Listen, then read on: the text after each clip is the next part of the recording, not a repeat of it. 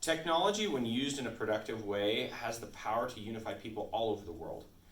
In South America, researchers Callahan and Johnson wanted to test the effects of social media when introduced to a society that had no previous experience either online or with social media. And so they brought social media to the Garifuna tribe in South America, and they hypothesized that social media would be able to build a better sense of culture and identity by allowing this tribe, the Garifuna tribe, to find others around the world with whom they could identify. And the research showed that social media allowed the Garifuna tribe to connect with their own culture, with people that had moved away, and to carry on traditions online with those other individuals. That study was able to show that social media is able to bridge the gap between people of all backgrounds and enables individuals to connect with the masses without the limitation of distance. As we compiled or assembled this information in this presentation, we took the information that we recently gathered during a research project or a literature review. And these articles that we're referencing are from peer-reviewed academic journals. Social media has transformed the way that we interact and relate to one another as human beings. It's reduced our sense of separation globally and increased our sense of connectedness and community. And when we mindfully and conscientiously and considerately use social media, it can be a powerful tool and a positive force for addressing issues such as racism and diminishing bigotry and providing a voice to historically unheard minorities. However, careless or aggravated individual users and poor policy development by social media platforms can create detrimental societal impacts on vulnerable minorities and races. We, as individuals, are the most important factor in achieving social media's potential for good. All of us use social media, but when was the last time you considered your social media manners? You've likely been offended by someone else's post or comments, but have you ever unknowingly offended someone else or others as well? We'd like to review 3 ideas. The first is that social media has transformed the way that we communicate. Second is racism has a presence in social media. And third, you can make a difference in the way that you use your social media presence. Can you remember a time when you didn't have access to your social media accounts? Or when you were unable to access the internet for an extended period of time? How did you feel? Were you anxious? Were you frustrated? A new voice has been given to the individual. From single moms who spend their time selflessly improving the lives of their families, to people that spend time in remote places of the world in villages like in Fiji or Uganda. Anyone who has access to the internet now has a voice. Gone are the days of a few corporations controlling us, telling us, the majority of people, what to think in our lives. The way that we communicate with one another has drastically evolved.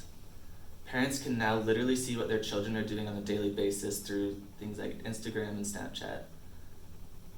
Friends can constantly track each other's location, and people who are single can check to see if the person they're into is also single or in a relationship. These new capabilities we have in communication are miraculous and come with limitless potential. We don't know how it will continue to evolve in the future, but some communications experts that publish an article in the International Journal of Scientific and Research Publications believe that social media has the potential to fundamentally change the character of our social lives, both on an interpersonal and on a community level. We saw a perfect example of this when the United States conducted a raid on Al-Qaeda leader Osama bin Laden, a top secret mission that less than 100 high-ranking people in the world knew about was accidentally exposed on Twitter via a software developer based in Pakistan. He was up late working when he heard the helicopters, then bombs and gunfire erupting nearby. He didn't know what was happening, but he live tweeted the whole event. This could have been disastrous for the Americans who were involved in the raid. If their enemies had seen these tweets and responded faster, who knows what could have happened. Within minutes, the world was aware of what happened because of the tweets. And secondly, President Obama's tweets. President Obama actually tweeted about the bin Laden raid before he conducted a nationally televised address. There's a historically large amount of potential power that each of us holds through our social media accounts. We can communicate our thoughts and feelings in real time to our close friends, but also to the communities that we live in. But this isn't always a good thing.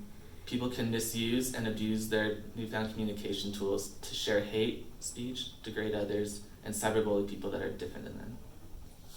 As millions of individuals gather on social media, groups tend to gather based on personal interest.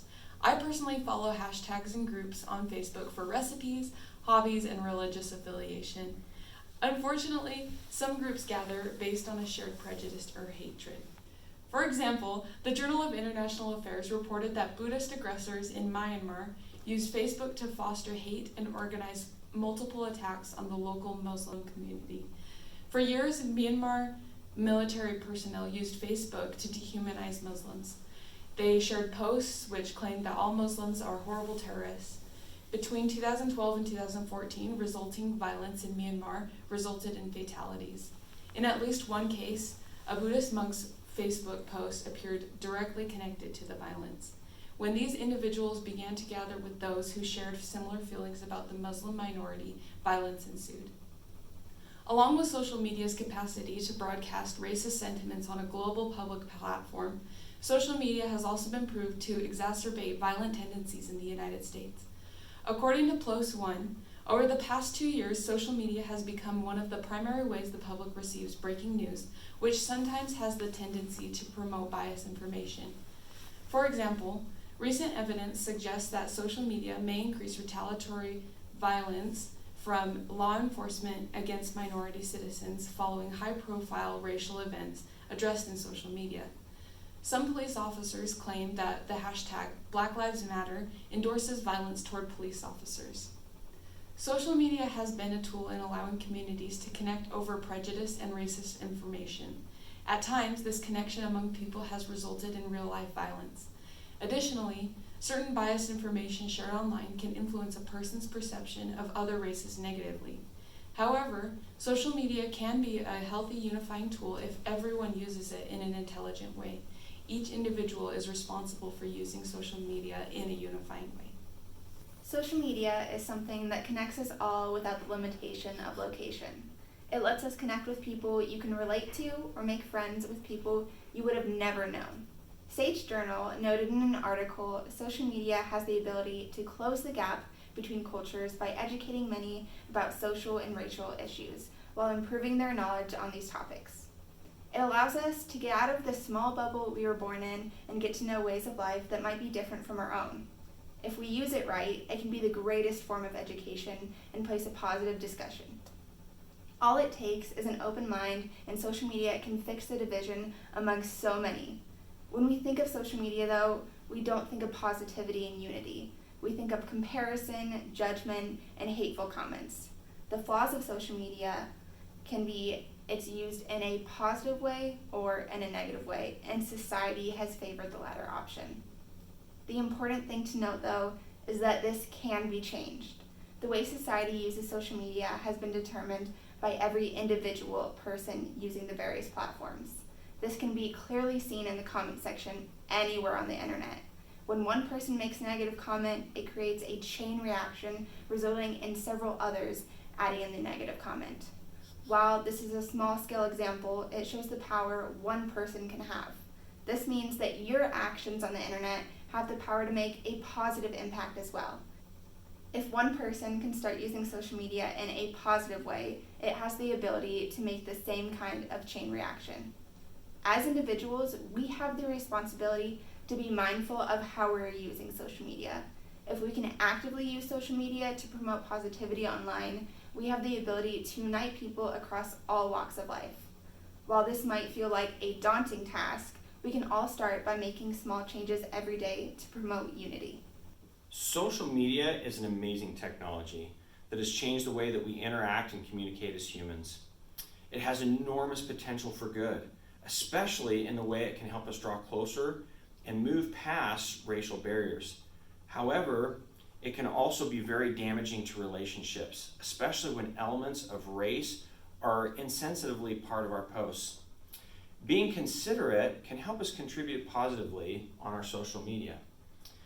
In review, we've discussed how social media has changed the way we communicate. We also examined how racism has been manifested in new technologies. But even though social media occasionally exhibits disappointing human tendencies, each of us has the ability to influence for good in our digital spaces.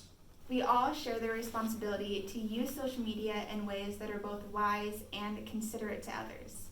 Here are 3 simple steps to be a better social media citizen. First, think before you post. Ask yourself whether or not your post is constructive or positive. Second, don't jump to conclusions. Before you post or repost, check to see if what you're sharing is credible. There are a lot of false information that reinforces negative stereotypes. Lastly, listen to others whose views differ from yours. Try to understand why they may feel the way they do. Doing so broadens our perspective and nurtures understanding.